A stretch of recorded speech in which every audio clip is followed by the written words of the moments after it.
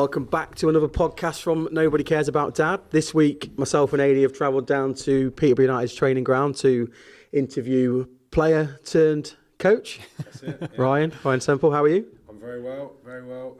Thanks for having me. Looking forward to the chat with you both. No, appreciate you coming on. It's a little bit. The last couple of weeks have been a little bit nostalgic for me. Obviously, coming back down to Peterborough. Obviously, speaking to Luke first, and then now yourself. You got your tissues?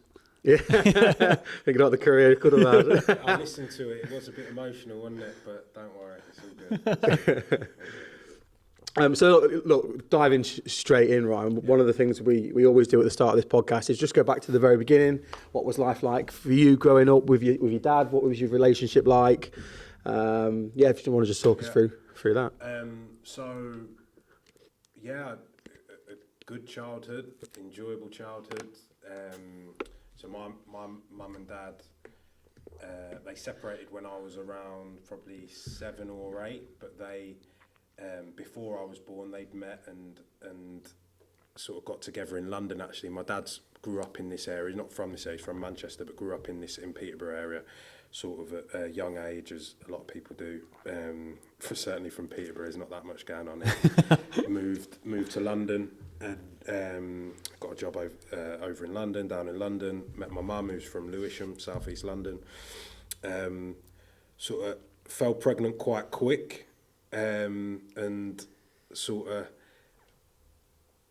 being honest, probably stayed together longer than what they would have done, which is, again, it's sort of, I'm very grateful for that, of course, but testament to my dad, really, that he sort of cracked on, and they stayed together, as I say, for probably 10 years, and we then moved. So I was actually born in, he had a job, he worked for Topman.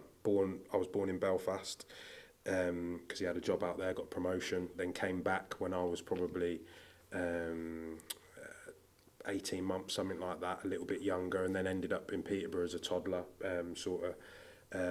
bought a house down here in Peterborough, and sort of went from there, but we had a real good childhood. I was very fortunate to have sort of a loving family and family around. Obviously my mum's family were and still are all in London, but my dad's family, a lot of them are here, so granddads, uncles, auntie, and then obviously as I got a bit older, cousins and things like that.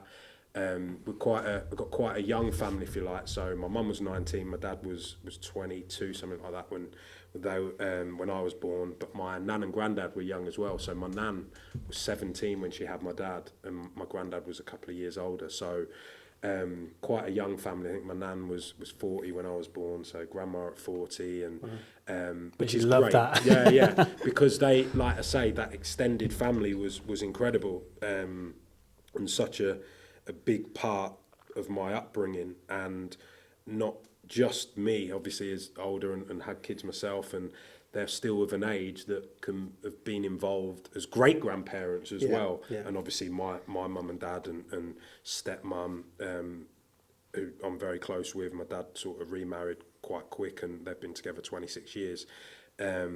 So they've all had a massive impact on me, and also now, as I say, my kids as well. So loving family, loving childhood. Football was at the centre of that, as you can imagine, for so many kids, themselves as well, and sort of we lived in Warrington, which a place called Crowhurst, which was a sort of normal, not particularly rough, not particularly affluent at all, but just a nice estate. It was kids similar age, parents similar age, green in the middle of like an island with the houses all around it. So I was just always on that green or playing different games, mostly football, but as you can imagine, all kids, you knock door run, climbing trees, TIG, manhunt, all those things, and very, very happy and enjoyable childhood. It's funny how that changed with the kids, because I think kids, we're all the same age, so when we were younger, that's what we did. There would be a green somewhere where you'd all congregate to, and then it was, I think when we were like 12, 13, the no ball signs started going up, and it was like everyone had to disperse, and then it sort of stopped. I remember grew up in a little village, and it was that everyone knew everyone. Mm-hmm. All the kids knew everyone. Like, it was amazing. And you would go out in the street, and it was that you would pull a goal, or you had jumpers for goalposts, all that in the middle of the road, and you'd be playing football, and then a car would come. Like, Stop. Yeah, you would stop. Right, you pick up the shirts, you go to the side, they go past. They normally beep and wave. Like, it was really just polite. Yeah. Nowadays, if you drive down the street and somebody's playing football in the street, you're like, shutting your horn, like, what are you doing? Yeah. No, but it has changed massively. And I think, like you said, as the years progressed, I remember getting to sort of 12, 13, and there was a particular wall we used to play, like, what do you call it? Kirby. No, you used Boggle. to kick the ball against it, and like, you had one touch. And then someone else would Yeah, go, and so it's you- like, We used to call that boggle. Boggle? It's all different names, isn't it? We used to call that boggle. Yeah. You stick to boggle. You'd be trying to hit it off the wall so it would go away Yeah. from Yeah, the exactly, next person yeah. who's coming Yeah. behind. Yeah. But I remember Yeah. there was that one particular wall we played on, and when we got to that age, there was a massive sign, No balls. no ball games. And we're like, well, what should we do? Like, let's go and play knock door run. Yeah. Or let's go around the farmer's field now and sit in there and do. And it just progresses. Whereas now, it doesn't matter if there's a sign that says no ball. So we talked about this on Luke's podcast. Again, that was around the time when council stopped pulling funding out. Yeah, We used to have the adventure playground. Yeah, so yeah. when we weren't playing football or whatever, we'd go to the playgroup with everybody, and then they all started closing, and it was like, what do kids have to do at a young age other than to get into trouble? And that's why. And that's the thing, they get battered by society, but it is that bottom line of, well, what else do they do? Yeah. And It's idle hands, isn't it? 100%. And they're at that age. They want to be active. They want to be doing stuff. We'll moan at them for being indoors, sitting on the computers, PlayStations, whatever. Yeah. So you're saying, no, get out.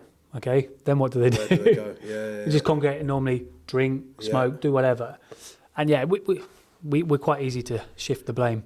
I agree. And I think that when all those different games, and I sort of were talking about, I'm sure we'll go on to it a little bit more, but me as a parent, and when obviously me as a coach as well, I'm very privileged to work with a lot of young people, and that obviously that age where they are, if you don't give them not give them, but create, I suppose, an environment where they can learn or have fun or be creative.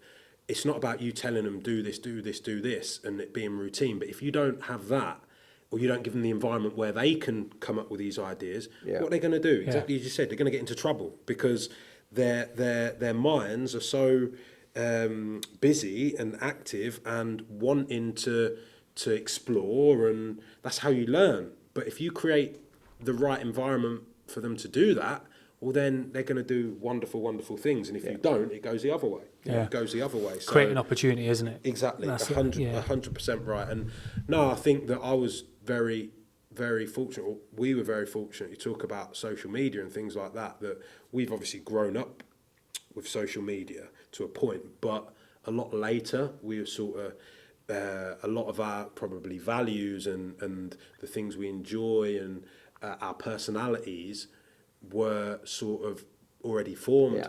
So we all use social media here, but I think we can manage it a lot better. Yeah. I was talking to, in fact, it was Steely, he's coming up a lot in this, isn't he? Already, about that the other day, and probably people not even that much younger than us, 10 years maybe a little bit less than that.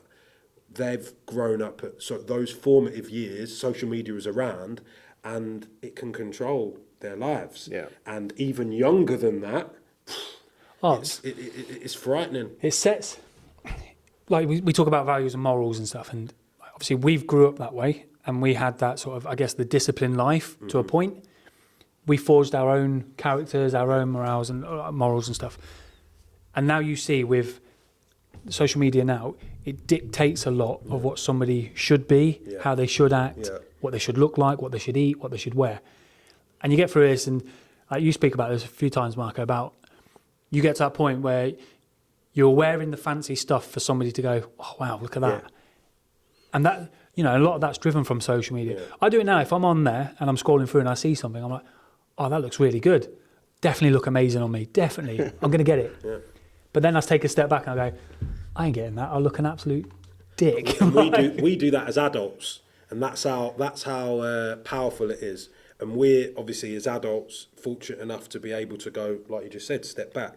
But imagine that as a 12, 13, 14 year old kid, and I think it's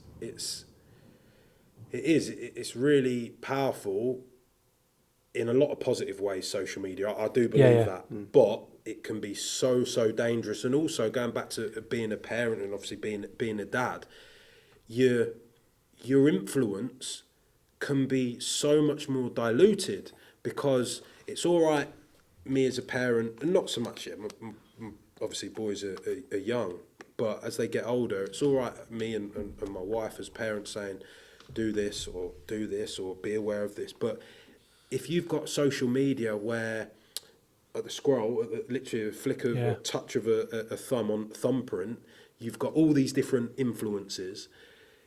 When I was growing up, my influences were obviously my parents and my family, my friends, so people who I knew, and obviously aspiring to be a football player, the players that I wanted to try and emulate. Yeah. I didn't know about their personal lives, or I didn't know about someone that was a multi-millionaire businessman or a YouTuber or whatever it was. I didn't. It was pretty straightforward, I feel, and I think it just makes things that little bit more difficult, because there's a lot more influencers that can potentially, not definitely at all, but potentially derail. Yeah, well, look, just on that quickly, look at the thing with the Coca-Cola with Ronaldo. So, I mean, we're not sponsoring Gatorade. If they want to, they can. Yeah. But look at that. Look how powerful that was. Yeah. And now you've got some other footballers obviously influenced by Ronaldo and what he's done. Yeah. Because they would have had the opportunity prior, but they've seen somebody as high profile as Ronaldo. So you say, you grow up, you grow up and you That's look a at, kid, man. you grow up and look at players Yeah. as like we were young kids going, okay, yeah, I want to be like him. I want to copy his style, play like him. Yeah. Look at that power. Then we just did it by watching the games, match of the day. Yeah. Yeah. Now you go on social media and you see Ronaldo moving these Coke. Yeah. So now the other footballers, grown men, are sitting down going, no, I'll put that down there. It's right there. Kids, like you mentioned, at 12, 13, are so impressionable. And there's a responsibility on social media companies to provide accurate and correct information. They don't. And that's the biggest problem with social media, is that a lot of it contradicts itself, doesn't it? We talked about it the other day on that podcast we did. The news doesn't report the news. The news reports opinion. Yeah. Right. So we take Trump as an example. Like, polarizes loads of opinions, but Fox News will tell you he's the greatest thing since sliced bread, and CNN will tell you he's the worst thing. Yeah. It's like, who's telling the truth? Exactly. Do you know what I mean? It's always it's an agenda, isn't it? A political 100%. agenda. Yeah. And even the other day after the England game, you talk about Calvin Phillips, and Calvin Phillips was obviously fantastic and did so well, and I think it was the Mail Online that the next day posted about fantastic Calvin Phillips, great display, but then they're digging into his background and they're saying his Irish mother, who was left on her own by his Jamaican father, who's now not around because he's in prison. So why's that? Was the Mail, What relevance is that whatsoever? No. Whatsoever? And they know what they're doing. They're bigging him up to then knock him down, and to straight away that unconsciousness that's seeping into anyone who's reading that is impressionable about his mother being Irish, his dad being Jamaican, but he's in prison, she's on her own. They had it. I think they spoke about that they didn't have a lot of wealth, a lot of money growing up, and it's just those. It's completely needless, absolute needless, and it's those things for me that ain't the news. No. That's not the news, and it's irrelevant to him and what he's done. They interviewed him, I think, yesterday, and they're talking about a pick and mix on this interview.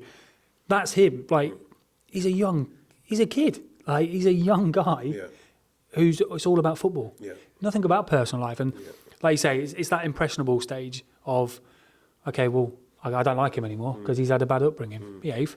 We've all been there. We've all had this. We've all had friends that have gone through it. But that's that. It's also by mentioning that his dad's Jamaican and he's left. Yeah, sort what's of it to famous do for that with it? stereotype of Yeah, black completely. men that Completely, leave. exactly And that. you look at the way that they've reported Foden's haircut this week. What, Eminem?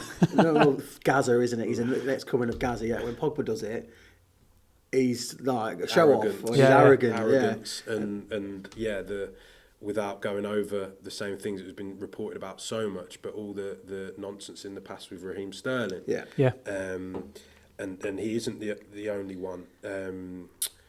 All the good Rashford does, and The stick he gets. the stick he still gets. It's amazing how quick it's forgotten, though, isn't it? So lockdown with Rashford, all that stuff he did, that campaign for the school meals, the vouchers, and everything, unbelievable.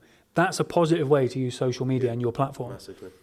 But then all of a sudden, they're turned, Yeah. and now it's all negative, and he's not performing well. He must have this going on and this going on. And you think, He's got too much. To He's stop, focusing leave too the kids much. alone and all yeah, that sort of stuff. but yeah. just So stop. hang on a minute. So people are trying to compare playing football, and it's important because obviously we're all so passionate about it, and the nation is, and that's his job, and he gets paid to do it. But you're comparing that to actually saving kids and families' lives by the campaigning he's done for the free school meals and beyond that. So yeah, it's just needless. I suppose we digress a little bit, but it's that impressionable stage that I think now is so much more prevalent, and it makes it as a parent more difficult. I say more difficult. It's just different problems, isn't it? There are many problems that we as parents probably don't have to face that our parents did. Yeah. 30 plus years ago. So it's different, but it's definitely an issue and a concern. And I feel that having two young boys, it's something I'm aware of 100% because they are so impressionable, and all you want to do is try and obviously guide them. As go back to you growing up. Yeah. Like I said, we did digress a little bit there. But as a 10-year-old, are you aware of your parents breaking up at that point? Yeah. So I was a little bit younger than that, to be fair, Mark. I was probably 7, 8-ish, and yeah, I was, and I think. You as a kid, obviously, you're thinking back. I'm thinking back now, but also I think at that time, you try and, because it's your brain, isn't it? Well, I certainly did, simplify things, and I was. I remember my mum. It was my mum who sort of told me and sort of said, "Look, me and your dad are separating," and I actually I stayed. I stayed with my dad, so I still saw my mum she wasn't far, she didn't move far away, but I sort of used to see her 2-3 times a week, all the time still, basically. But I stayed with my dad, and the reason for that was, I think, just to keep things settled for me, and sort of. Was that your choice? No, it weren't mine. It was their choice. Okay. It was their choice. Yeah, and I think my mum, as I said to you at the beginning when I spoke about mum and dad, they met each other and had me young, and I think, well, I know for a fact, having sort of spoke to them since, it's so, even, well, not long afterwards, but certainly now, very amicable, and will go on. I've got a sister, a half sister from my dad and my stepmum, and a half sister from my mum and her partner moving forwards. So it was all very amicable, but I think they were very aware of obviously how it would affect me, and the fact of trying to keep me in a routine and try and make it as not positive, impactful in a way that it wouldn't affect me too negatively, which it's always going to affect you. Of course it is. Your mum and dad break up. It's a big deal, of course, and it was. But I always felt, and I think they hit it home to me, and it proved to be the case, that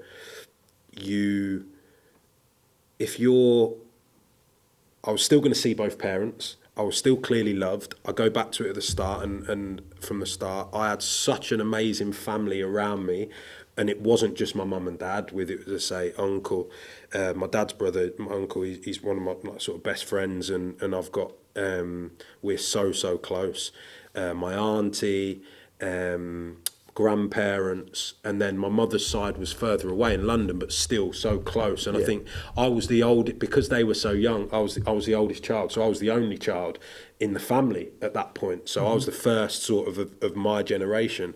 So I think everyone was probably aware, and I wasn't aware of this at the time, but afterwards, so aware that everyone was aware that it was sort of me, really, that they probably gathered around me a little bit, and my, as I say, I go back to it, I stayed with my dad, and if anything, when I look back, we were probably, so my dad and my uncle had a business, and my uncle, it's been sold a few times now, but my uncle still actually works there as an MD, and my dad left a few years later, but my dad was very busy with work and setting up this business and doing, they were successful.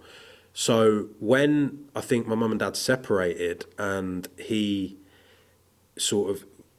decided that I would stay there, it probably brought us together a little bit more, and we're a little bit closer. And because, as I say, my stepmum in time moved in, and she was as well, obviously, of course, as like my mother always was, and still is so much. We're so close. But she came onto the scene as well, my stepmum, and sort of, it brought probably, as I say, my dad a little bit, me and my dad closer, because my dad thought probably, shit, I need to not step up, because it wasn't like he was absent, not at all. But I think it just, as I say, maybe highlighted even more now, like, I've got this kid, and he's obviously, this is the situation, and I've got to obviously, I've got to step up a little bit and take even more probably responsibility, because although my mum was still there, but she wasn't there every single day, and so I've got, obviously, him being my dad, but also now I am a dad, so much probably more respect for that situation, because I know how difficult it must have been for him. I know how difficult it must have been for him, because he, as I say, he was trying to provide for us and run a successful business. He obviously must have been going through it a lot, certainly before him and mum separated, because they both weren't happy. And it must have been so tough for him. But as I say, my childhood was fantastic. It was really loving, and probably football, I think, helped a lot of that. Yeah, helped me to cope with a lot of that, in terms of I always had football, and while I had my family around me, there was a lot of upheaval and things and stuff to cope with as a young kid. It was difficult, but I always had my football as well, and I always could sort of rely on that and playing out and all those playing matches and all those things sort of helped as well, you know. I guess it's the one consistent thing you look forward to every week. Yeah. And it's like training, see your friends, Yeah. the coaches, because a lot of the time you look up to the coaches. Yeah. You know, you again, impressionists. You're going, okay, what do they want from me? You're trying to impress them as well. Yeah. So I get the whole football thing, and having that every week. I still look forward to it now as an adult. Like, when our season starts again, I look forward to playing. Yeah. Because I love that escape. Yeah. And it is that escape, and it's like, whatever's going on, you can go, right, switch off. Now I'm here. And I see it 100% that it's your, certainly as a young player, trying to improve. At that point, of course I wanted to be a professional footballer, but I didn't really know what that meant and stuff. But obviously as you get a little bit older, you do. But it was that one thing as well that I knew that I was good at. Yeah. And that I knew, and going back to my dad, really, again, his sort of the impression, the mentality that he probably passed on to me was that if I work hard at it, I'm going to be better at it. Yeah. So, well, okay, well, I'll work hard at it then. And that gave me that bit of control, I think. Yeah. That control of, I can, if I work hard at this and I focus on this and I enjoy doing it, I'm going to get better. And that helped a lot, I think, as well. And it's something that I try and live by every day now, the same, whatever it is, but obviously in my profession with coaching and anything really. Well, if you enjoy doing it, you'll enjoy it even more if you're better at it, and by working hard you'll get better at it, you know. So well, I've heard the thing about the poster boy, and so you obviously worked hard at it and became that, I guess for many people, fan over there, someone to look up to. And that's you see that how that person is as a person, as a player, how they train, how they interact with people. You go, oh, I want to do that. Poster boy. I want to be that. Yeah, the poster boy. You won't remember the first time we met, and go on. It was that's telling the story last time, wasn't it? So I used to play before I came here. I think it was like under 9s, I was under 10s, I think it was. Yeah. And before I came here. You remember the soccer schools that they used to have? That's where I played before. What, the holiday camps? No. So it was like a Peterborough United academy, but it was in Grantham. So it had all the best players in Grantham. So like a I understand what you mean. Like a sort of like a satellite centre. Yeah. And then if you were any good, they sent you to Peterborough. And so we came on a day here. Yeah. I think we were like 9 or 10. Right. And we were in the boardroom where we were last time, and they brought you in. Oh, really? Yeah, and they were like, "This is the model professional. There you go, poster this boy. is the kind of guy, the attitude, the professionalism." Yeah. That's when I first met you. Yeah. But do you know what, right? So it's interesting because I was actually thinking about this before I came today. So because I knew you'd ask me obviously about my childhood and things like that. When I first came in, so what happened was very similar. So they used to go round before I joined Peterborough. So I must have been probably 8 or 9, maybe around that sort of age. They used to go around the schools, put on sessions for schools, and then same thing. The best players they'd invite in for like a trial, and I was at a school called Wellbourne in Warrington, and they came in, and obviously I did all right, and they invited me to this trial, and it was a residential. It was like a 3-day thing at a secondary school just up the road, and did training, did games, and what have you. And there was a few of my friends there, and they at the end of it, I didn't get taken on basically. And one of the reasons they said was that I had they used the term, I had a bad attitude. And to this day, and I say it all the time, not all the time, but whenever that conversation goes, because I still speak, so John Morlin, little gaffer, so someone who I'm really close with, done unbelievable amount for me in my career and stuff like that, as a player, but then as a coach, with him coaching and his background. So I think he was in and around that, but I don't think he was there at that point, but there was other coaches there. And I still don't know where that came from, being honest. But going back to, that's what they told me. So in my head, I was like, well, there's an absolute, and going back to my dad, because of my dad as well, and it's funny because obviously I deal with a lot of parents now, and 99% of them are fantastic, but sometimes, and it's usually when you give bad news, they come back and it's almost excuses. Yeah. But my dad was never, ever, ever like that. He was the opposite of, well, is this right? So, for example, take that bad attitude. Is this right? Is this what? Would you agree with that? No. Okay. Well, why are they saying it? Well, I don't know. Could it this? Oh, I don't know. Okay. Well, basically, you better knuckle down and prove next time there can be no grey area whatsoever that it's bad attitude. Yeah. So I did from that point, and I think what my dad did, and you might talk about in a minute about how I pushed into it, how much he supported me. Yeah. Was he a pushy parent? Not at all, not in the slightest. But what he was that if he saw, so he clearly saw that I loved football and I enjoyed playing it, and that clearly I was all right at it. So he would make sure that if I was saying I wanted to do it, whatever it was, it could have been anything. It could have been whatever, another sport, or it could have been the language, playing an instrument. But he made sure if I'm saying I want to do it, well, then you've got to work hard to be able to get better at it then. Because if you're saying you want to be a footballer but you're got a bad attitude, or if you're saying you want to be a footballer but you're not practicing hard enough, well then you can't have no excuses, and you can't then be like, well, I've not quite have regrets afterwards. So what he did, so in that scenario, he would have been like, well, okay, you've got to work harder, you've got to prepare. He was a stickler, an absolute stickler, and it did come from the club as well. But he packing your bag before training, before games, going away.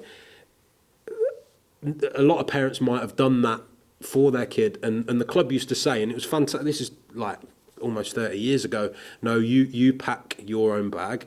They used to give you a letter on the last night of training. These are the things you need. It got to the point where I didn't need that letter because I knew what I needed, but everything. So you're a mini professional early, and I did, and I used to, about working hard. I used to, I remember going to out the front of my house every single morning before school. It was dark. I used to be next to a lamppost doing keepy-ups because I knew that we used to get these sheets, tap-up sheets. I don't know if you remember that, but you basically keep-ups. So you'd have different, so left foot, right foot, header, alternate feet, any part of your body, and you'd put your score, best of three. Okay. You'd put your score in, and you'd hand them in. Now, I could have made them up, or any kid could make them. I'm sure some kids probably did, but I absolutely, I can hand on heart say, the years I did it, I never once made up what score I got, and I can remember doing them every single morning when it was dark, when it was light, when it was pissing down, whatever. And it's just that I think that mentality that was pushed on me from my dad, that whatever you want to do, not just my dad, but certainly my dad, whatever you want to do, you do it to your best. Do it to your best. And there's two phrases, or two sort of story. He always talks about, and he still does it now. I'm like, I've heard this about 1,000 times, about Seb Coe and Steve Ovett. Mm-hmm. They were obviously competitors and two of the best middle distance runners in the world, both similar age.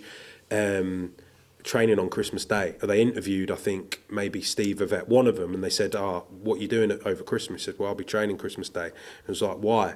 And it was Steve Ovett, and he said, because Seb Coe will be training Christmas Day. And that kind of mentality. Yeah. And then about Gary Player, the golfer, his comment, and I think it was Gary Player, he says it's Gary Player, so I'll say it's Gary Player. The harder he practiced, the luckier he got, and things like that. Yeah. And just I hear those in my head just ringing about everything, and I didn't obviously I didn't have a career that I felt I could have maybe had, but in my life, and certainly now as a coach, I feel that I've done all right, and that kind of mindset, I think, mentality was drummed in from a very young age. Yeah, it's funny you say that, because the first time I didn't make it here was attitude was the exact reason. I said I didn't have a good attitude. Yeah. And, So and how did you take? Well, you came back. Yeah, so. But I think that played into how I came back, because then I came back and tried to keep my head down. Yeah. And I wasn't very confident. Yeah. And I think that then affected. Yeah. How I played, because I was very much not just trying to be, what's the word? I wasn't putting my head above the parapet. Yeah, just go under the radar. Yeah, go under the radar. Just be the great man, just hide, Yeah, and obviously you can't do that. Especially in the team that you had then, it was it was frightening. And I go back to, again, linking it, so as a coach, but also as a parent, you don't realise how powerful words are. You don't. And so that word, that bad attitude to you, you went sort of one way, and not in a bad way at all, but then when you came back, you sort of went under the radar. That might have then maybe affected how you performed. Yeah. I took it luckily, again, I was fortunate because it was only, so that was probably, it was less than a year later they invited me back, and obviously then they took me as a 9-year-old, and I stayed in them. But the power of which the words you give, it's so, you don't realise, and we'll all do it as parents now, and not realise that the impact you have. So you just got to be so mindful, while not knowing how much impact you're having, but be mindful that you will have an impact, both positively and negatively. Yeah. So it is interesting, and I find it, obviously, I find it fascinating. I was a coach before I was a parent, and there's certain things that transfer and there's certain things that don't, because when it's your son, or as a son it's your dad, you can be whoever, but you're still dad, and you're talking rubbish. What advice would Ryan Semple, the coach, give to Ryan Semple, the 10-year-old now? Attitude. No, I think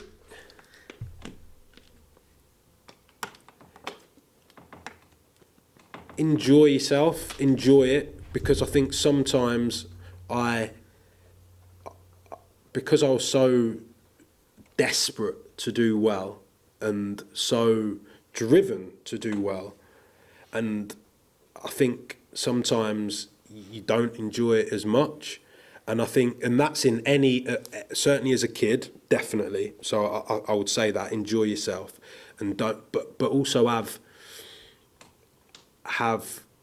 belief and confidence, and I did have that, but I don't think you can, if you're doing it the right way, if you're working hard and you're enjoying yourself, then I don't think you can ever have too much confidence. I don't think you can, because if you're working hard, you're going to avoid being sort of arrogant, and I'm not. I'm a sort of a respectful person, and I always was as a kid, and that was again something at Peterborough that they taught you a lot, and luckily my family did as well. But I think enjoying yourself, there can be a misconception that you can't, sometimes you can't enjoy it, you just have to work. Well, no, you've got to enjoy it. You've got to enjoy what you're doing, because if you don't enjoy it, you won't do it consistently enough. You won't, because it's too much, not like... It's just that inner confidence, and if you're too busy concentrating on what everybody else is saying, I'll do this right, or do it like that, you're going to start listening to those voices 100%. In your head. And I talk about this quite a lot. We're reading a book at the moment called The Power of Positive Self-Talk. Right. And it's so interesting, because I just started playing vets football. Last season I was shocking. It's like I never put on a pair of boots. But this year, after reading this book, listen, so go on the pitch and be like, just tell yourself, I'm the best player on this pitch. And honestly, until I came on in that game, then it went to pot. Just tell yourself, I'm better, I'm good, just over and over again. And you play so much better. Because you're not listening to the if you're giving a bad pass, or 100%. It's true. It's like the pre-game, when you have a coach or a manager or a captain that gives you that G-up speech. And it's that... I've played in teams where you've had certainly the gaffer, but then the captain, they'll be telling, like you get the whole, like, come on lads, let's go out and do this. But then it turns negative. Last week we didn't do this, we didn't push here, we didn't push that.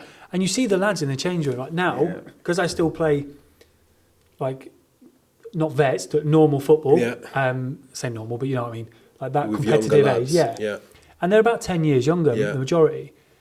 And you see it around the changing room. You see their heads dropping, or they'll start off and they're listening to the manager. And then he's going off about, you should have done this last week, we should have done that. And they'll just start chatting together. Back when I was that age and growing up, there would be no chance you would take your eyes off the coach. Because, and especially if you started chatting. Like when we was at Lincoln, Mark, the academy stuff. Can you remember, what was his name? John, the gaffer, Priestley, wasn't it? If he's seen you chatting whilst he's giving you a speech, oh my God, like you thought Fergie was bad. You're getting stronger. 100%. But you'd be made to, not punish, because it's character building, isn't it? Not punishment. But you'd be made. One of those ones. You'd be made aware. And it's right, if you're positive and you go out and it is all, enjoy it, lads. I always try and get on the end of any skip or gaff or whatever, do a speech and say, have fun. Like, especially if you're working full time, like not in football environment, you could spend a whole week just getting grief. Mm-hmm. Your release is football. You go there and then all of a sudden it's grief. Yeah. You think, oh, I'm not enjoying this. To your point, enjoy it, have fun. If you're doing that, it comes across. Confidence will just ooze through because you're going, I ain't bothered, I'm having a good time, I'm having fun.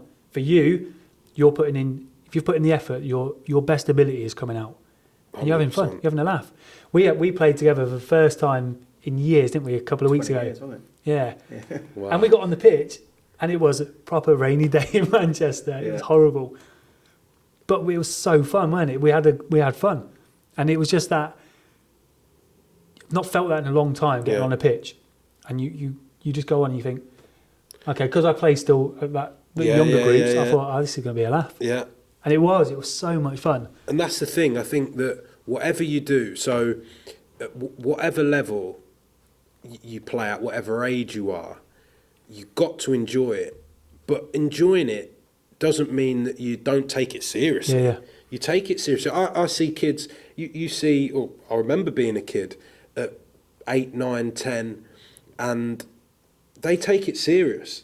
They take it serious. They're taking it in their minds. They're taking it as serious as a first team player is taking it. No question whatsoever. Yeah. If you're playing, you go down the park and you watch a local side. One of my close friends runs his son's local side now, and they'll be taking it just as serious. So it's not about when you're enjoying yourself not taking it seriously. You've got to take, because for me, part of the fun is, I go back to it, trying to do it as best as I can while enjoying it. Yeah. Now, my best will be different to someone else's best that will be different to someone else's best. But that doesn't mean that you're not enjoying yourself, trying your best, and consequently, as I say, you're having fun, and you're going to improve because of it. And it doesn't matter what level it is. It really, really doesn't. And to be honest, I don't think it matters what the discipline is either. It doesn't matter whether it's sport or, say, playing an instrument or whatever it is. By enjoying yourself, you'll naturally work harder at it, but you'll have fun and you'll get better. So that's probably the biggest thing I would say, because I think I did, as a kid, work hard. I did live my life right. I don't have any regrets from that point of view as a young person, not at all. But I think sometimes you just you got to just enjoy it a little bit more. Just a couple more things on the football, because I want to get back to the dad stuff. No problem. But do you remember your debut? Yeah. Obviously you will, but how did the build up to that come? A bit crazy, really. So not as crazy. Again, I know you've interviewed Steely. That's one of the craziest stories ever. I think I was eating breakfast with him when the coach turned up. It just turns up. Crazy. Get on. Crazy. But anyway, no. So we'd played in the Youth Cup the week before that. I'd been on the bench on the Saturday. So I've been doing well in the youth team. Been scoring a lot of goals, and I was sort of playing in the. Obviously, back then, as you know, it was 17s and 19s. I was playing in the 19s as sort of 16, 17-year-old. And then I'd been on the bench on the Saturday and not come on. We drew 0-0 and I was gutted. I was actually fuming. I was so angry. Was that the first time you've been on the bench? First time I've been on the bench, yeah. I was fuming. I was like, why have I not come on? You put me on the bench. I'm an attacking player. We drew 0-0 as well. And I was fuming. Anyway, didn't come on, and we then played on the Tuesday night, following Tuesday in the Youth Cup on the stadium. Played against a team called Cradley Town, so a non-league team, first round of the Youth Cup, and I was always motivated by all the games, but certainly the FA Youth Cup was that shining thing, and the prestigious tournament. So I was like, well, I'm going after these from the very beginning today, and to just show, basically, I should be playing. I should have played on Saturday, and I should be playing this weekend.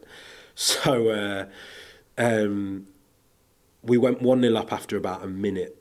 I didn't score, but then we battered them. We won 8-1, and I scored 4. I think it was 4 in that game. And so that was on the Tuesday night. Anyway, after the game on a Tuesday, so I'm in the tunnel and walking back in, and Barry Fry was the manager. He come and watched all the games, like fantastic, right from when we were really young. And he said, well done, Ryan. He said, you'll be with us this week. So I didn't really think anything of it, because I'd been involved on the Saturday, and I just thought, well, I'll carry on training with the first team and whatever. So we weren't in on the Wednesday, and then on the Thursday he called me and said, yeah, you're going to be playing this weekend. Just want to let you know, you're going to be playing. So like really well done the other night. So we trained and we'd done the shape and what have you, and I was in the starting team, and so I was really, really excited. And anyway, yeah, it was against Bristol City. But my dad, going back to my dad, so my dad, so the weekend before, when I'd been on the bench and not come on that Saturday, my dad flew out he was going with his friend he was going to Las Vegas for 3 weeks. So he so that obviously all come about, and I was playing. So I called him and said, Dad, look, you're you're in Vegas, but I'm making my debut on Saturday. I said, look, I'm not like, do whatever. It doesn't matter to me. And he was like, obviously he was absolutely distraught, gutted, and he didn't come back. By the way. He didn't come back. Waiting for that. I know, you're waiting for that. He You didn't make come eye back. contact in the stadium. I like, know, no, he didn't come back. But again, it goes back to that thing about with my dad. He was very, he got in my head about the mentality and the work ethic and the drive to do what I want to do. But he weren't pushy, and he, in his head, and he was right.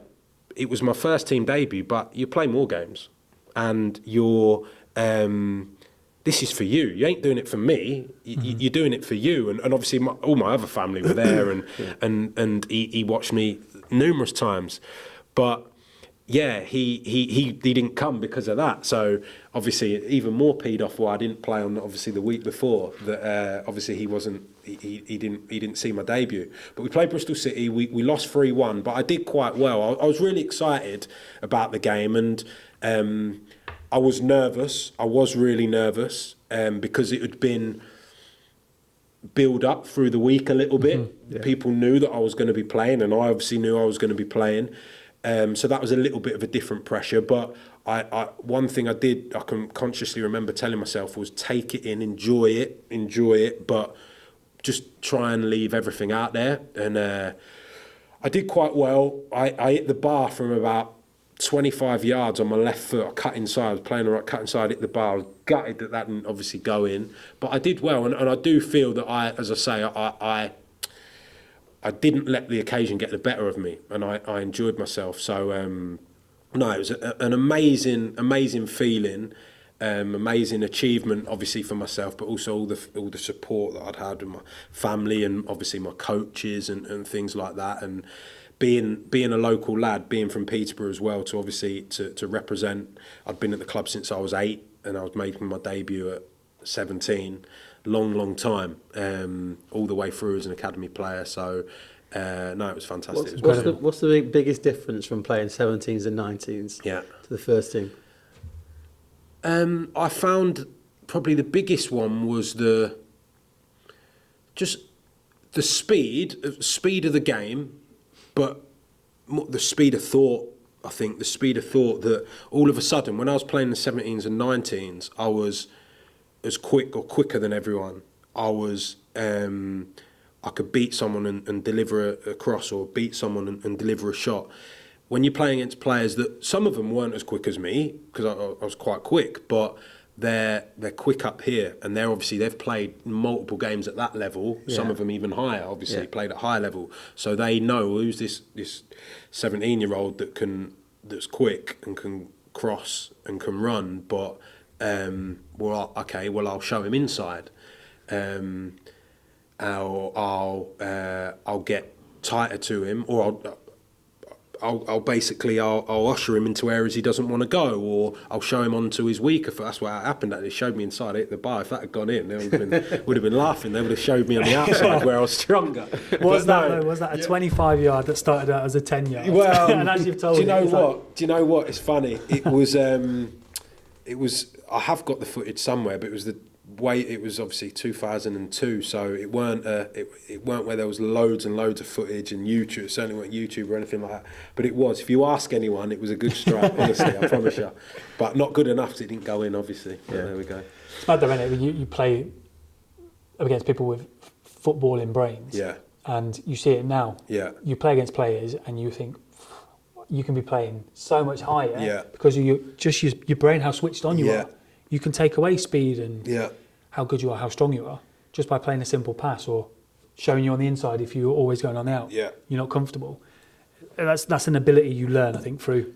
I talk a lot to our lads about that, and particularly the ones that aren't, if they're not either yet because they're still physically young in terms of their physical development, they've got a lot longer to go, or obviously you come, every player we come in different shapes and sizes, but I speak a lot about the ones that aren't yet physically there, that look, develop your speed of thought. The more speed of thought, the quicker you can make decisions correctly, the better player you're going to be. It's as simple as that. And if you can hide some of your physical deficiencies now, that will come in time as you get bigger and quicker and stronger, but continue to develop your intelligence and the speed at which you make decisions, when it comes together, great. Or you might not ever be the quickest or the strongest, but history's littered with world class players that weren't. Teddy Sheringham was a perfect example of that, wasn't he? Yeah. Paul Scholes, one of the greatest players that this country's produced, but he wasn't physically, he weren't quick, he weren't strong, but he had unbelievable technique and an even more unbelievable brain. And that's how I'd sort of try and pick a pass without you. Insigne, who plays for Italy, he's 5'4". I was thinking he must have been some player at a young age, because a lot of academies. When I left Peterborough as a kid, I went to Lincoln. Yeah, and I remember we played under 15s, and we had this trialist come. I think we were playing 15s against the 18s or something like that, and he was on trial and he scored 2 goals. And I was listening to the conversation at the end with his parents, and they were saying he's too small, he's never going to make it. And he'd absolutely ran the game. Crazy. And they were like, you're just never going to make it, mate. You're too small. And that was his parents? That's what they told his parents. Oh, wow. Incredible. And that really winds me up, because it winds me up on 2 fronts, actually. Because on the one side, this is as a coach again, on one side, you have players that are capable of what you've just described there, because their intelligence is so good and their speed of thought and their technique. So they should be taken on 100% and developed and given time. And they might develop physically, but even if they don't, they can still have top careers. But on the flip of it, I speak to, again, a lot of parents at times where their kids might not be good enough, where they'll blame that, it's because of the physicality. Well, it's not. It's not because of physicality. The physicality is an issue now, but it's because your player needs to, your son needs to improve the intelligence side of the game, and that is something that can come and will come if they focus on that. But if you focus on too much on the negative rather than the positive, then you're only ever going to get to a certain level. Yeah, I think you do it a lot as a parent.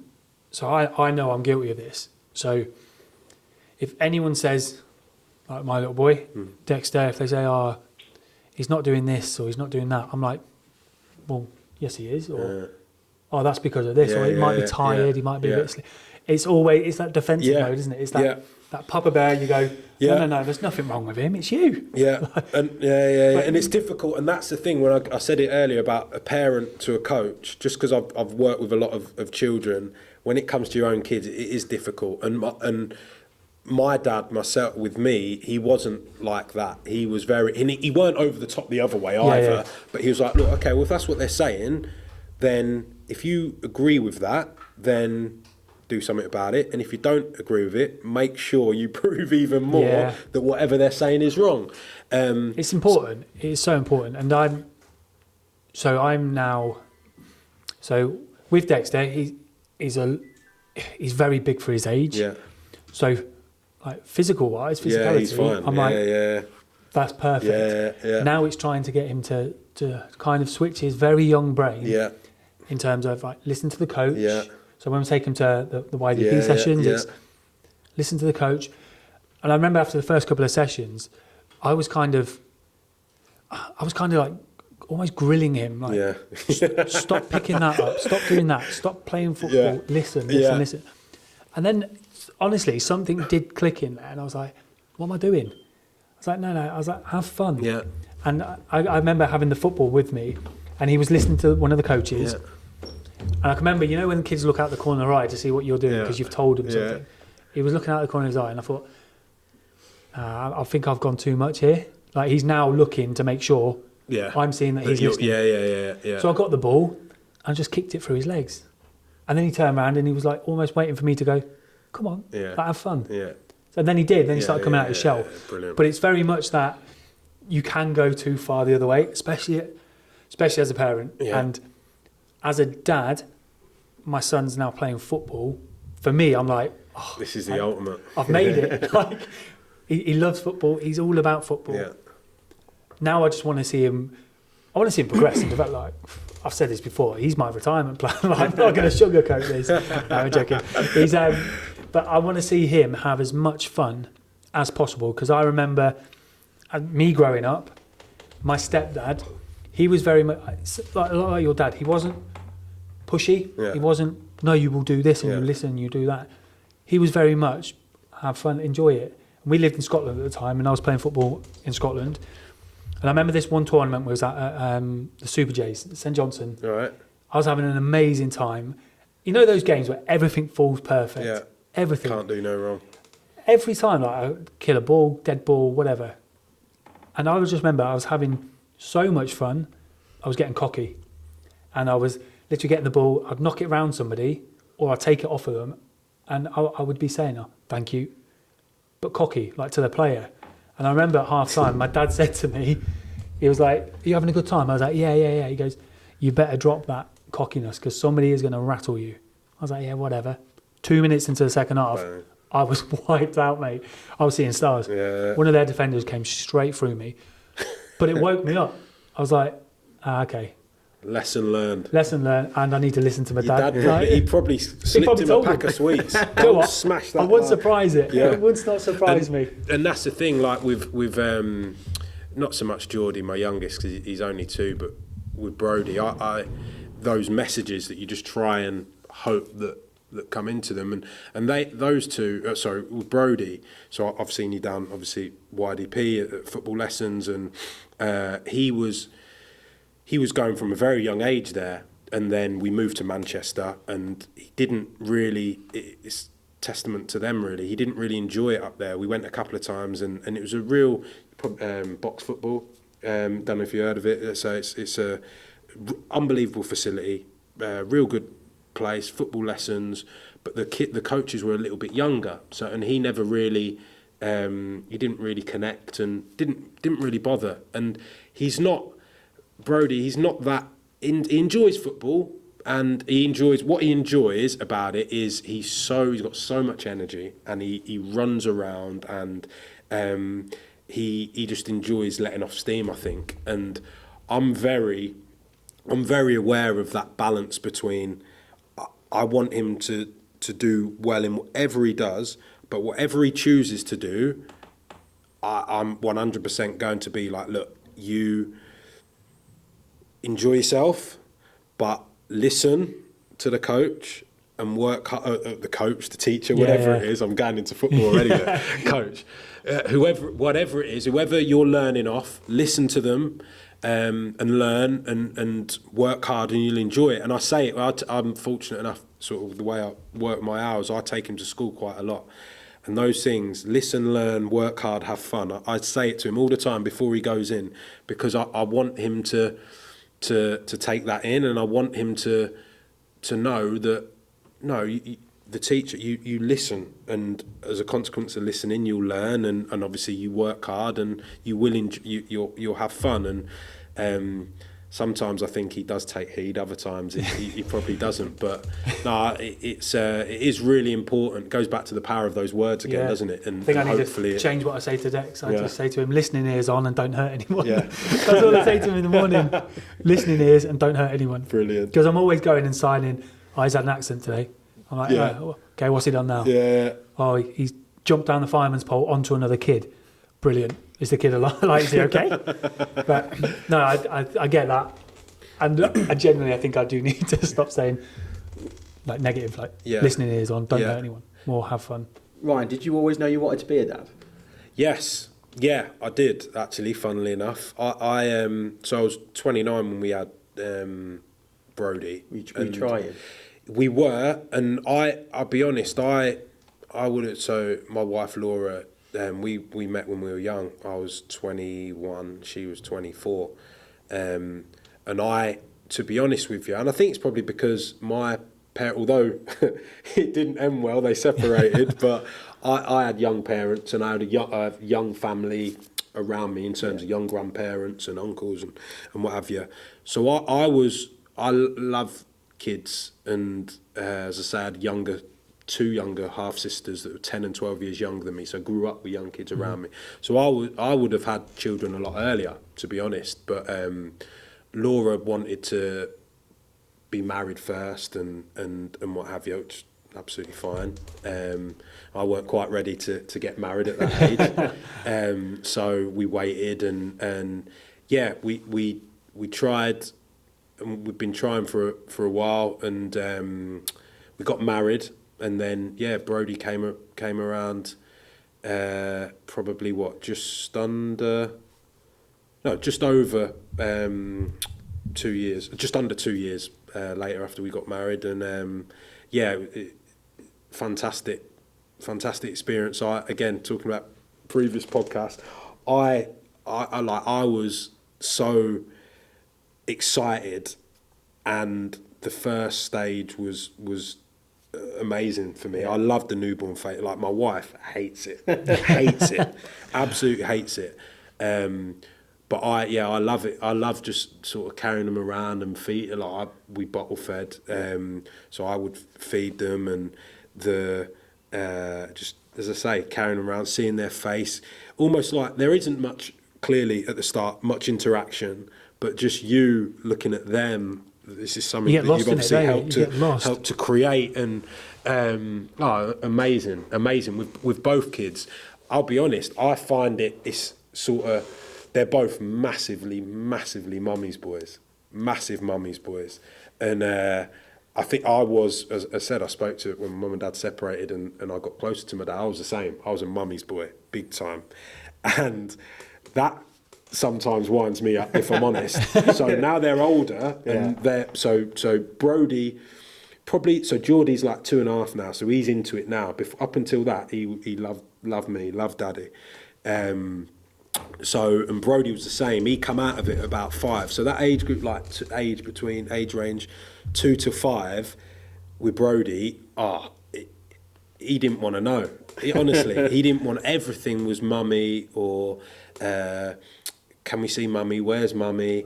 Everything, absolutely everything. When I had him on my own and it was just me and Brody, it was class. But when it was me and, or the 3 of us before Geordie was born, and then when Geordie was born, the 4 of us, all mummy. And then Geordie's just started getting into that now. So I'm like, this better not last this long. Because Brody, when he turned 5, so last February, which was just before lockdown actually, and with my work, I was off because of obviously coaching, we couldn't coach.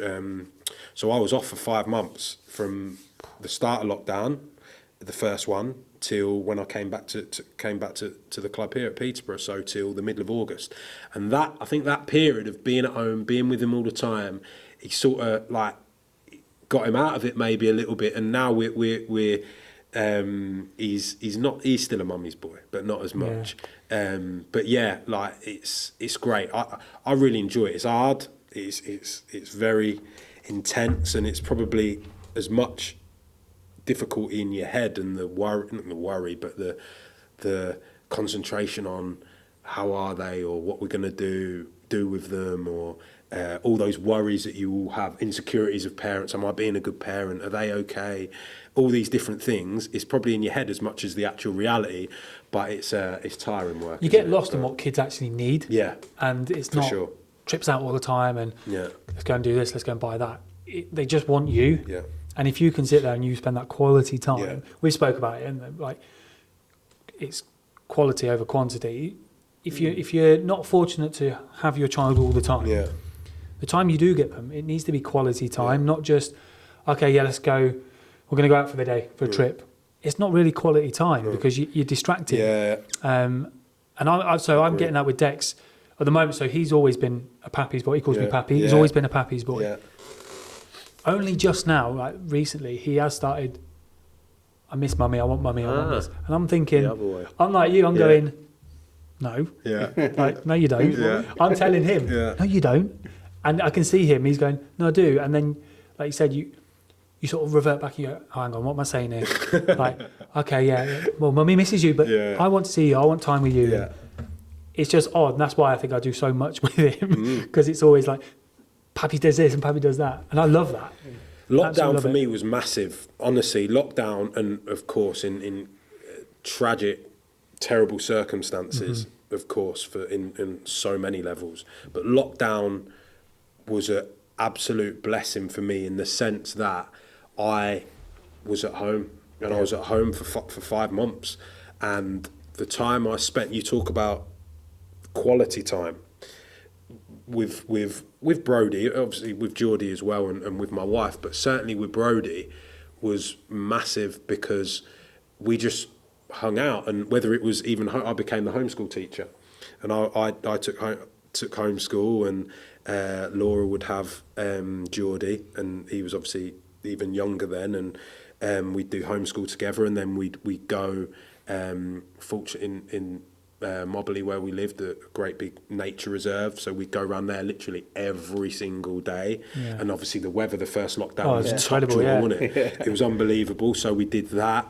We'd go for bike rides, just hanging out. Yeah. And that quality time that you spoke about there, AD, that I think was so important. And at the time, and when you're going through it, you're like, we need to keep this up, we need to stay with this, and even when things start moving again and you get busier again, we need to really focus on that, and we do, and we try to, but it does become difficult again, doesn't it, when life starts again, and you're obviously busy with work, or you're trying to juggle school runs and all that stuff. It does become more difficult, but as I say, we are a lot more, I am anyway, a lot more aware of it now, the importance of that quality time, and I think that you can only benefit, you can only improve being a parent with that, and you can only your relationships with your children will only improve. Just touching on something you said actually about not feeling wanted. Yeah. And I think that's a common. I've written about this in a blog that I've done, because I was just sort of thinking as to why do guys just leave? Yeah. Why do they just leave? Because it happens a lot, you Yeah. know, and in a lot of scenarios they don't have anything to do with it. My dad was gone and never had anything to do with us growing up. So, and then you ask the question, well, why is that? And then could it be something as simple as they don't feel wanted, they don't feel important? Yeah. Because you can see why. Obviously, you didn't go that way, but some guys could be like, if I'm not needed here, 100%. I'll go. 100%, and I think that it was never on that level with myself, but I think it all goes back to, again though, and I don't know, of course, a situation with your dad or any others that happen this way, but if you've not had it depends what you might have gone through as a kid yourself. So my family unit is slightly dysfunctional, but so tight. Mm-hmm. So those kind of situations for me would of course, every circumstance is different, but as a parent, I think you always imagine, certainly if you have boys, that they're going to be daddy's boys, and that they're going to love playing, whether it's playing sport or they're going to love what you love doing. actually, my two kids, they ain't daddy's boys at all. And they both don't like football. No, they don't like football. The youngest doesn't even understand, but the elder, he's not that fussed. He enjoys it, but he doesn't love it. He loves Lego. Mm-hmm. Do I like Lego? I absolutely hate Lego. But I do it with him, and he's made me like it probably 10% more. But I enjoy doing it with him, and seeing his face when we build things. My mum the other day, she brought around. She said, "Ryan, I've got something for Brody. This Lego. You can build all different types of Lego, and there's like a booklet. You can build whatever you want." Brought it round, 1,500 pieces. 1,500. I said, "Mum, you're joking, aren't you?" So he's buzzing. So but those things, that's our way, and I think he probably sees it as, because Geordie can't do Lego, so it's me and him, and that's our time together doing things like that, and that is my. You said it about feeling wanted. Well, he wants me to do that because he knows his mum ain't going to do it, and his brother can't do it, and that's me and him. So I agree with you. I think it can be as simple as that, and it depends then on what your maybe your upbringing was like, and what role models you had, and it can be a wide range in things, but it is. Go back to it. They're so impressionable, aren't they, kids? And you have to be so careful of what you say, how you act, all those things, because they're taking it all in. They're taking it all in. I had it. I was in the car with my little lad about a month or so ago, and I was on the phone, I think, oh, for fuck's sake, I was like, oh, shit. He's in the car next to me. And then literally the next day, he dropped something, and he goes, for fuck's sake. I'm like, it's the context at which they do it that blows my mind. Not just repeat the word. They say it right at the right time. Right time. Oh my God. Well, our Brody, he's a good boy, a good little boy. He's definitely heard us swear, and he doesn't repeat it. And our youngest hasn't yet, and he talks well for 2.5. He does. And he hasn't yet, but he's got a bit of an edge to him. So I think he will be the one that probably, if we do say it enough in front of him, which God forbid we do, but if we do, he'll be spouting it out. So yeah, we'll have to be careful with him. What about 100%. Names, Ryan? Was that a difficult? No, pretty well. It was difficult in the sense of we didn't have we found out what we were having both times, so we knew we were having boys, and we didn't have loads of names. We didn't. We liked Brody from pretty much straight away, but we didn't. What we did say is we won't fully commit until he arrived, and so he was born, and we pretty much we liked that Brody. So that was Brody, and Brody with a Y, not an IE like some people spell it, but Brody with a Y, and then Geordie, we liked it, but we weren't too sure, and we just didn't have any other names for boys. We didn't have any other names. And Laura's birth with Geordie, he was a little bit late. He was a day late, but then they, when he came quick. We went to the hospital, and he came really quick, and it was like 0 to 100. And she went through it, to be fair, bless her, because just the speed of it all and what have you. And she was knackered, and we were like, Geordie, it's like, and that was it. That was a decision done. Geordie and Brody. Sounds easy for Brody to say. Obviously, his brother Geordie. It'd be easy for Geordie to say, but for the life of me, I get confused all the time, calling Brody Geordie and Geordie Brody. And when I was a kid, my obviously I didn't have brother or sister close to me in age, but I had cousins, and my grandma, my mum's side, always getting me confused with my uncle. So my mum's brother, his name's Aaron, and she'd call me Aaron, and him Ryan, and I used to be like, why did you do it? But now when you're a parent, you realise I'm doing it all the time. But Brody and Geordie. Do you think you'd have had kids? I know you said you wanted to. You always thought you'd be a kid. Yeah. But obviously, whilst you were playing, do you think you'd have had kids that are playing? Yeah. Because you see now, I think, again, go back to Ryan, we were younger. Yeah. they didn't really, young footballers weren't really having kids, No. but nowadays it seems to be more common that they are. Yeah, and I think you probably, I don't know whether certainly at the higher level you've got more support around you, maybe, so you can have, you can afford to have nannies and I guess there's and daycares what have you, clubs and stuff, isn't there? daycare and things like that. And I do, like, I don't regret having kids at the age I did, because I was 29 and 31, 32, so it's not like I was old. But no, I was very, I wanted to be a dad 100% from when I was young. And yeah, I like being around young people, and I've been fortunate enough that I've got sort of quite a few cousins, and think obviously two younger sisters, 10 and 12 years old, younger than me. So I've been around, and I enjoy being around kids. And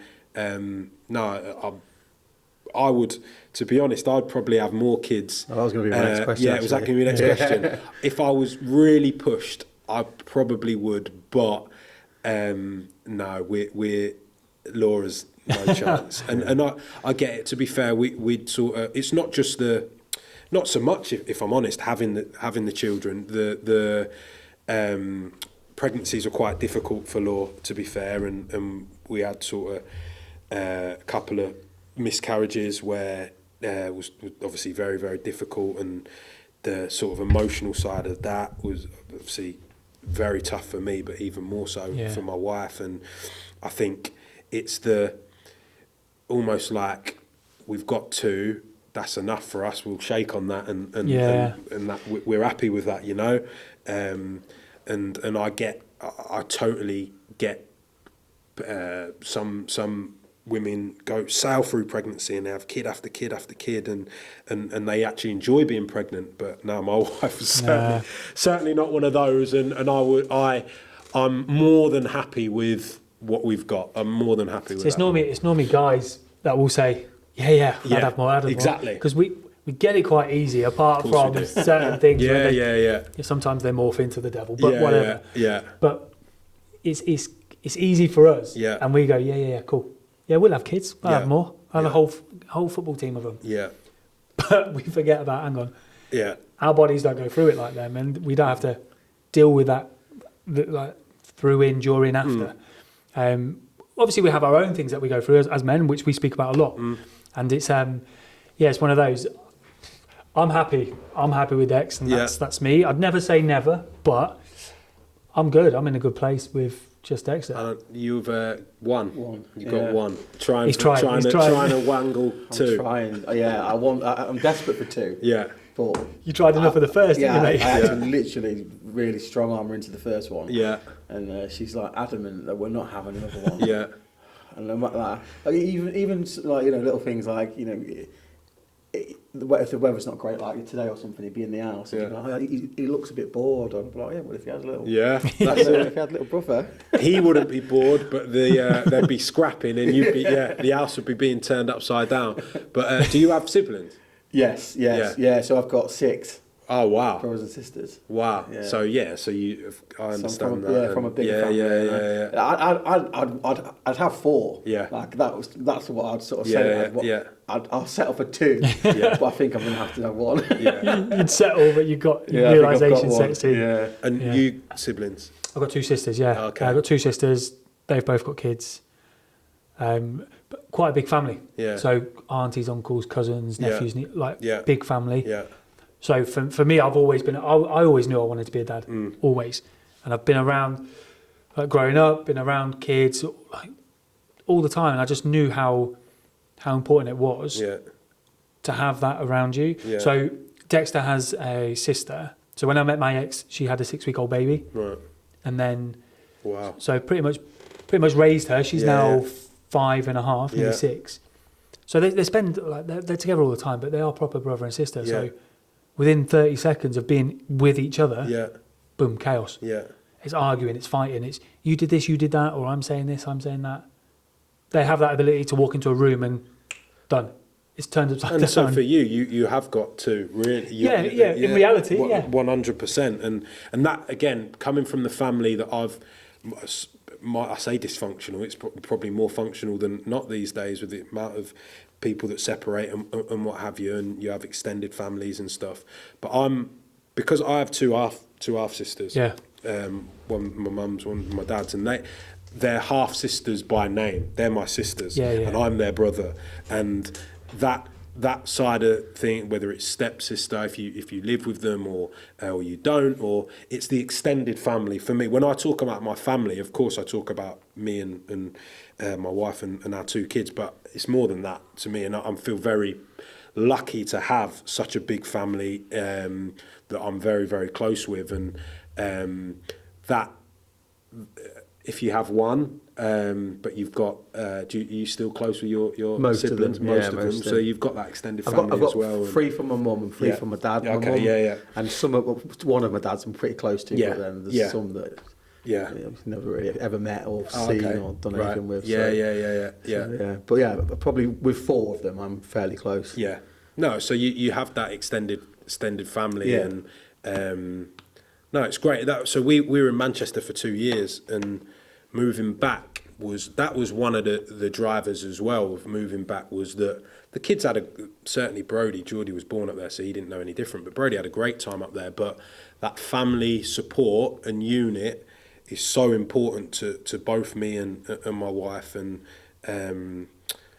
being around the support for the boys and helping them, but also for us as well. I think we're used to sort of having family around. My wife's from Torquay, so she's her family aren't around here, but she's still very close with her family, and obviously she was in Peterborough for a number of years before we moved, and obviously come back. So she's part of the family. So that family unit is really important to us, and we both feel that we've been raised by our parents, but also by our family. Yeah. And we feel that we want the boys to have that as well. Yeah. It's not just about us, so no, it's good. It's good. Wrap it up, Ryan. I've got 2 questions actually. One, who's the one player that you knew growing up that you thought would make it that didn't? You thought should have made it? Mark Wilson.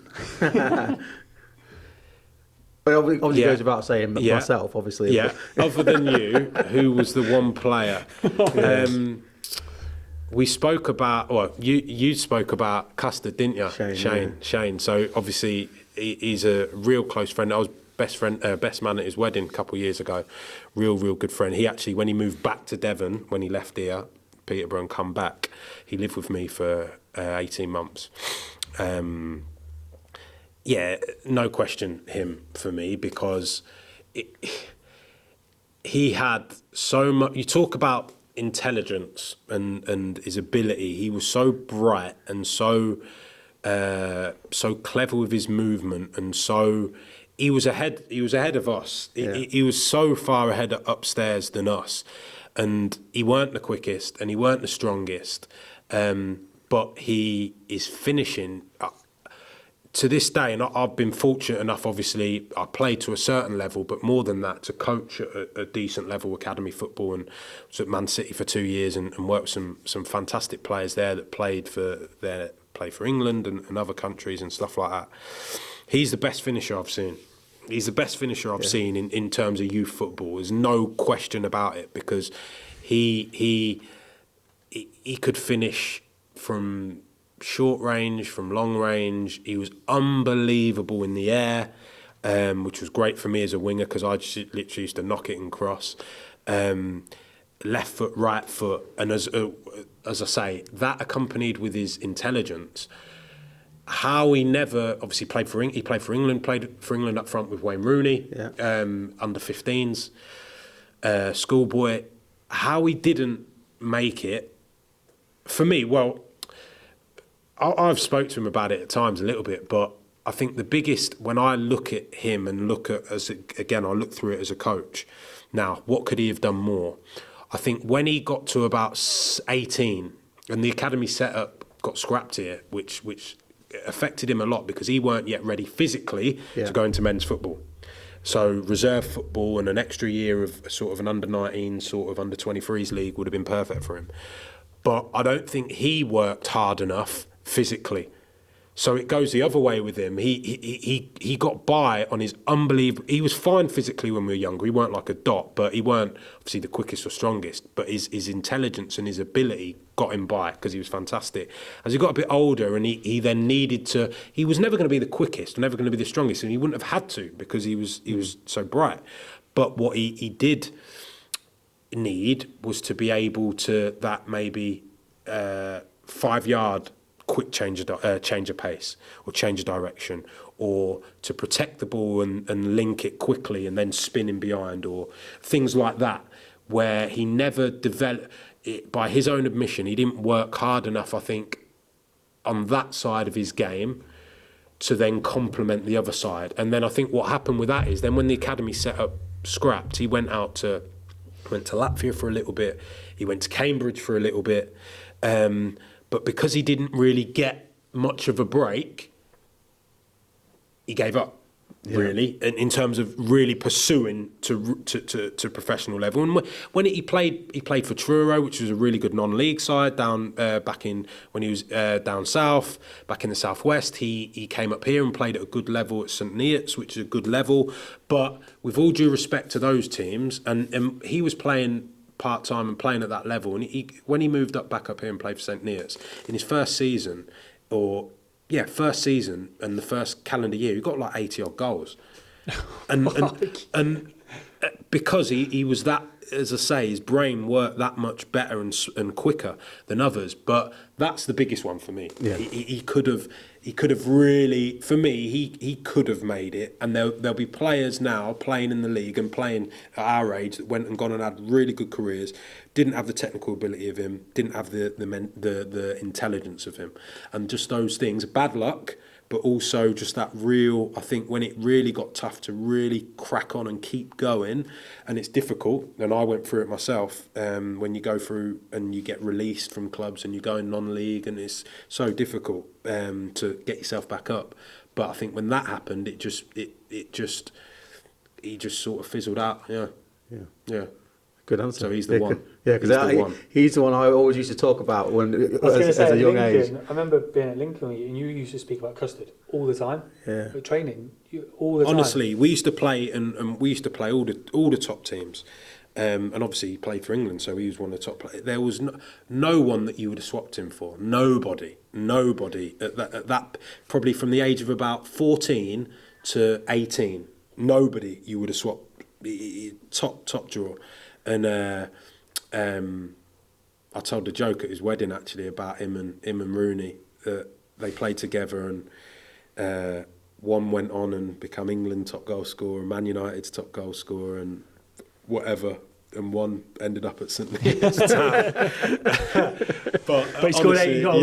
Yeah, he did get 80 goals. Yeah, he did, bless him. But you know, he was an absolute machine on Footy Manager for a couple of seasons. He was, wasn't he? Yeah, because again, the way they work it, and obviously however the game works, they predict, and he was top, probably from about 21 onwards on Champ Man. He's like international, playing at the top level, and that's where he could have got to, and it ain't, of course, it's not all his own fault at all. A lot of it is bad luck and timing. Luck as well in football. It's a lot, 100%. But he's a fantastic lad. Like, he's a great lad to say. He's got one on the way. Lives out in Dubai. Lovely wife, Hannah. They live out there and have a fantastic life out there. But no, he could have definitely got to the top.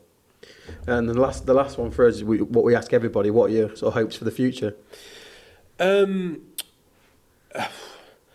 Personally, I hope that sort of we as a sort of my family, myself and the boys and my wife, we've moved back here and we're around our sort of family and friends, and just continue while it is difficult.